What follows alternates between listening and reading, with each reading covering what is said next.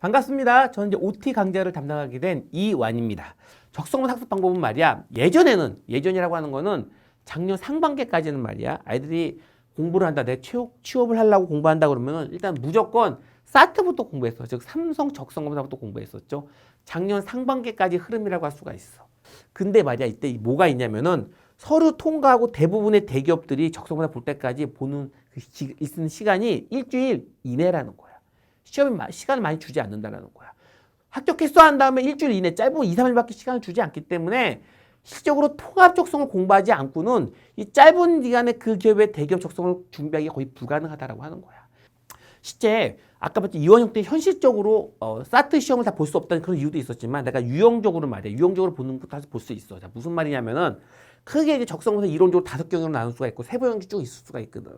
근데 삼성이라는 시험, 삼성을 보게 되면 삼성 같은 경우에는 말이야 모든 경우를 다 출제하는 건 아니라는 거지. 특히나 이런 중요한 도시식 추리 이런 게 출제가 안 됩니다. 이거는 공부한 시간도 많이 걸리거든요. 근데 이런 도시식 추리 같은 게 뭐 현대자동차나 LG나 그런 기업은 너무나 중요해.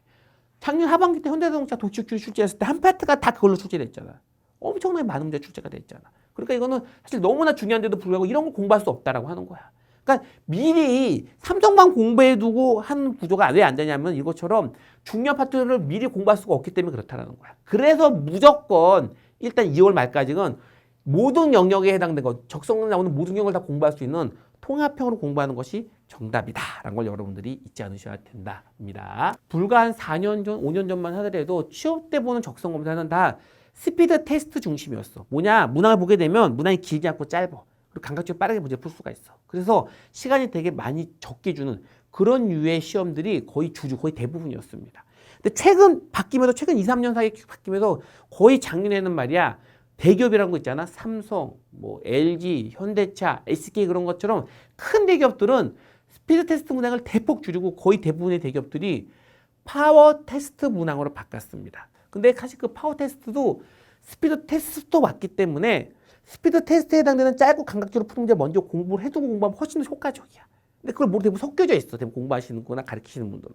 그래서 우리 교재는 기본적으로 스피드 테스트에 해당되는 문제를 베이직 과정에서 먼저 집어넣어주고 그보다 그 뒷부분에 그걸 다 익혔다는 전제 아래 파워 테스트에 해당되는 과정을 심화 과정 포커스 7이라고 줬습니다. 왜? 포커스 7이라는 게 뭐냐면 상위 7개 기업을 말하는 거야. 삼성, LG, 뭐 SK 7개 기업을 말하는 거거든. 그리고 7개 기업은 대부분 다 파워 테스트 문제를 주기 때문에 해당되는 포커스 7에서는 파워 테스트 문제를 줬다라고 하는 거야. 그래서 흐름으로 봐도 스피드 테스트부터 파워 테스트로 공부하게 만들었기 때문에 가장 학습을 할 때에도 가장 효과적으로 공부할 수 있는 그런 구성이다라는 걸 여러분 또한 알아두시면 된다라는 거지. 통합 지문적성의 포인트 3은 문제 풀이가 단순하게 국어 수학적인 풀이가 아니라 적성적인 풀이법이 있다는 게 또한 중요한 키 포인트라고 할 수가 있습니다. 적성 검사는 형태를 보는 게 아니라 내용을 보는 게 되게 중요한데 이 교재에서는 그런 적성적으로 풀 수 있는 방법에 해당되는 문제 풀이법을 많이 집어넣었다라고 하는 거야. 그러니까 일반 교재랑 큰 차이점이 뭐냐면 일반 교재는 그냥 복원 문제 애들 뭐 나왔다는 거 복원해서 비슷한 해설 다는 거잖아.